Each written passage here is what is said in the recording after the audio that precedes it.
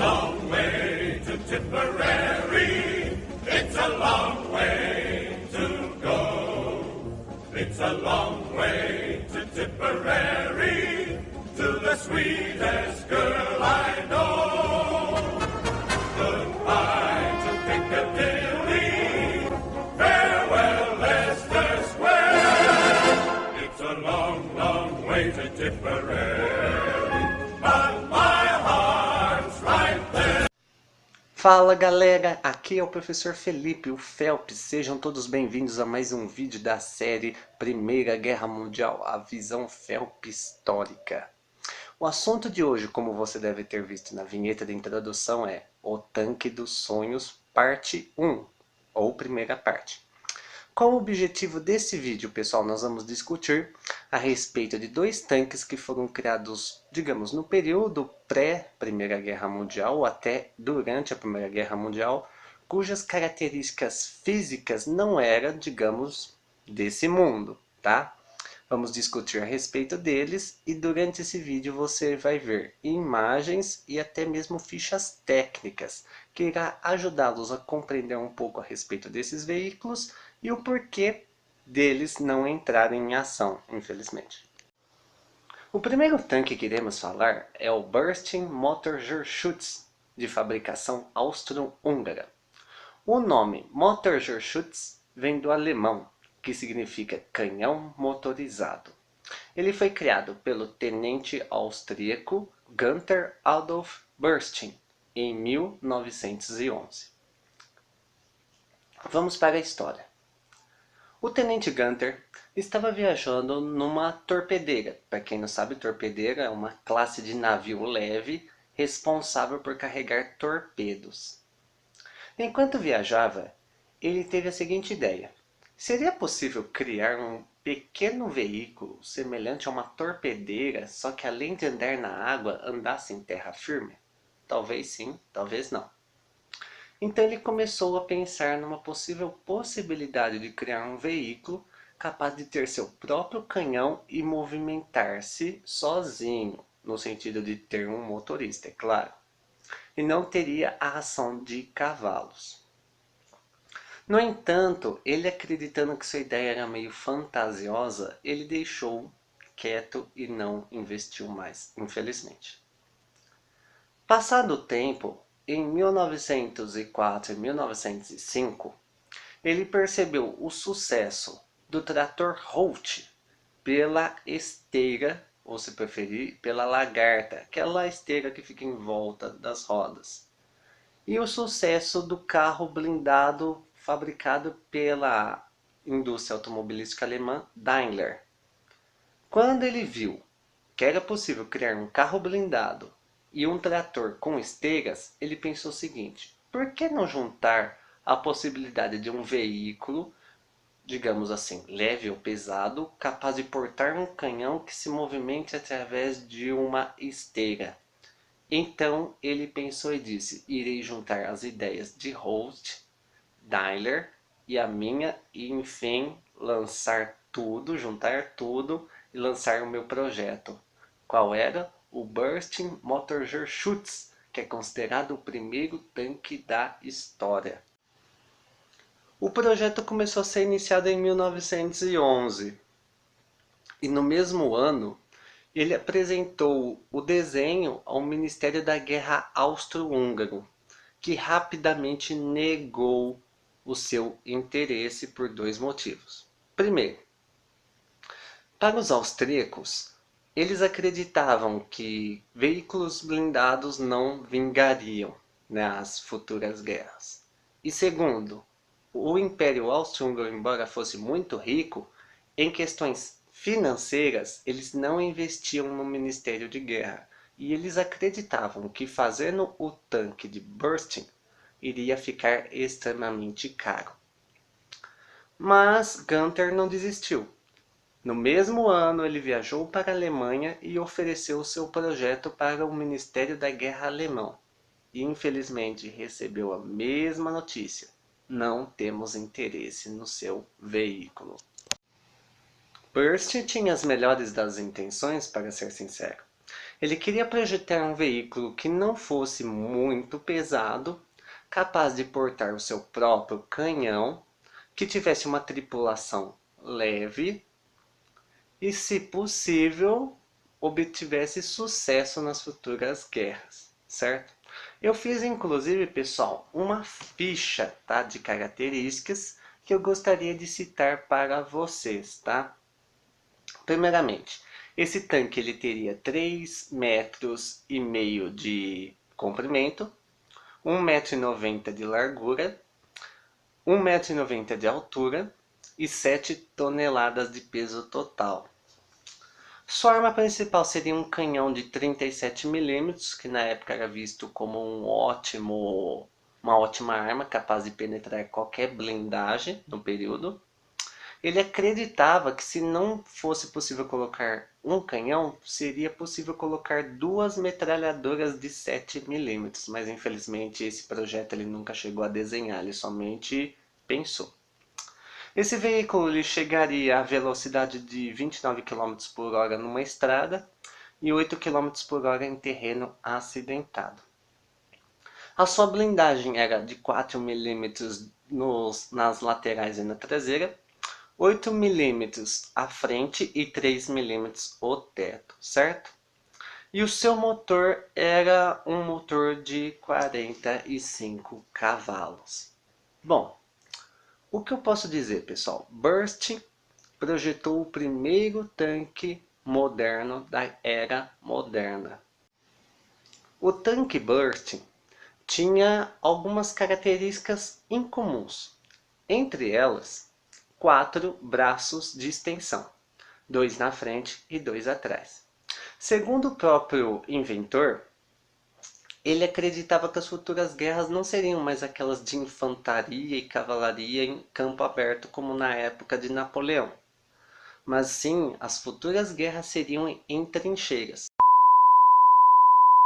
Trincheira: nome dado a qualquer escavação em terreno para que a terra sirva de parapetas combatentes. Pode ser visto também como obstáculo, local de defesa, proteção, reduto e até mesmo abrigo.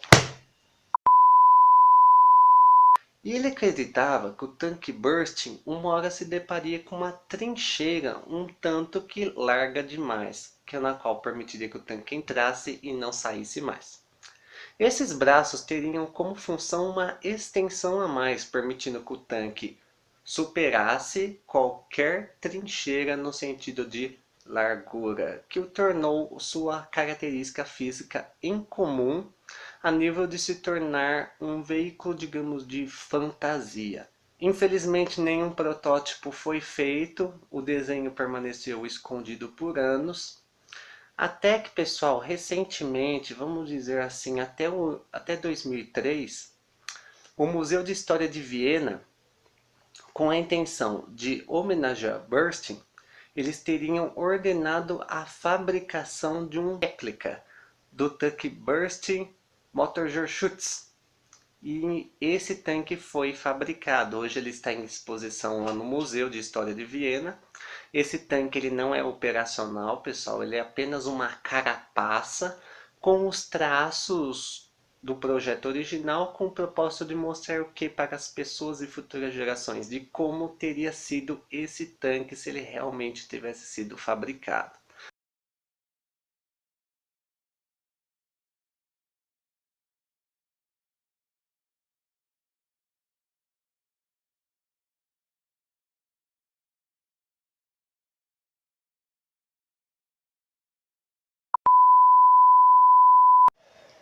O próximo veículo que contarei para vocês a história é o Crosskampfwagen, abreviado simplesmente para K-Wagen.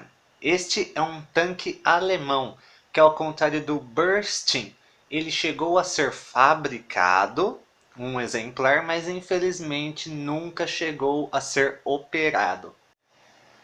Em 1917, a Alemanha estava numa situação de desespero. Afinal de contas, se pegarmos a história do Bursting anteriormente, a Alemanha negou o seu pedido acreditando que tanques também não vingariam. Mas em 1916 o jogo virou quando a Inglaterra estreou o primeiro tanque de guerra numa batalha, os famosos tanques Mark I. Bom, a Alemanha tinha duas opções: ou ela fazia armas capazes de destruir tanques, ou ela faria seus próprios tanques. Em desespero, ela começou a ordenar que fossem feitos diversos projetos, na qual alguns seriam selecionados, aprovados e enfim mandados para linhas de montagem onde seriam fabricados seus primeiros tanques. Alguns modelos foram escolhidos, como o A7V, o LK1, o LK2 e o K-Wagen. Esse tanque, primeiramente, pessoal, ele não era um veículo qualquer, ele era um veículo extremamente pesado, tá? E foi dado a responsabilidade de sua projeção o capitão da reserva e engenheiro Jos Vollmer, o mesmo homem que irá projetar outros veículos blindados. Joseph Vollmer apresenta seu projeto ao Ministério da Guerra alemão, que rapidamente aprova e determina que sejam feitos 10 exemplares do K-Wagen, sendo que 5 seriam fabricados pela fábrica Heibel de Berlim e outros 5 pela Bergmann e companhia em Kassel. Mas tem um problema. Pelo fato do K-Wagen ser extremamente grande e pesado, ele seria dividido em 6 partes diferentes. Na linha de montagem, cada parte seria feita de forma separada. Ele seria composto pelas seguintes partes: sala de controle, sala de combate, sala de máquinas, sala de transmissão e 2 extensões laterais para os canhões. Tanto, pessoal, que um fato curioso é que as pessoas, né, os próprios operários da fábrica disseram que na hora de sua fabricação ele parecia, na verdade, um destroyer que andaria sobre a terra, ou seja, um navio andando sobre terra. Afinal de contas, ele era tão grande e tão pesado que ele superaria qualquer veículo militar, até mesmo os de hoje, tá? Para vocês terem ideia, a seu nível, a Alemanha tentou construir tanques na Segunda Guerra Mundial, mas ninguém superou o K-Wagen até hoje em peso e blindagem. Vamos à ficha técnica. O seu peso inicial era de 160 toneladas, mas, pessoal, acreditando que ele rapidamente empacaria em seus primeiros movimentos, ele foi reduzido para simplesmente 120 toneladas. Não mudou muito, né? Comprimento 13 metros, largura 6 metros, altura 3 metros, tá? Tripulação, composto por 27 integrantes, sendo um comandante, 2 motoristas, 1 oficial artilheiro, 12 artilheiros, 8 operadores de metralhadora e 3 mecânicos.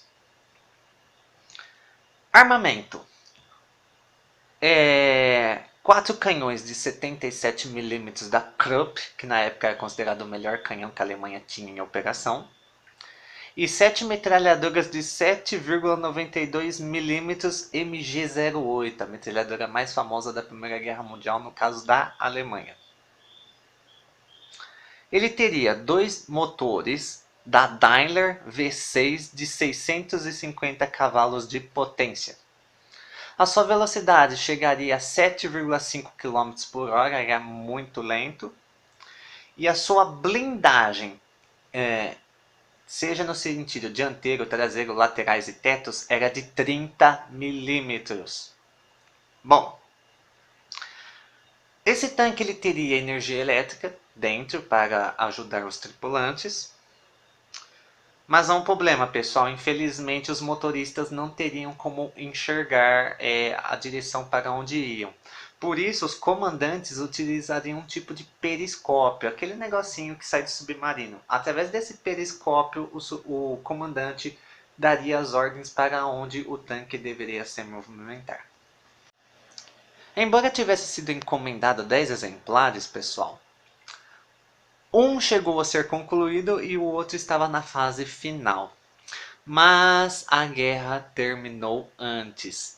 E o que acontece? Os vencedores na guerra, nesse caso os aliados, como Inglaterra, França, Itália e Estados Unidos, enviaram para a Alemanha um grupo de comissão para que investigasse essas armas e estivesse presente em suas supostas destruições. Afinal de contas, eles acreditavam que deixando essas armas para a Alemanha poderia um dia reutilizá-las em futuras guerras.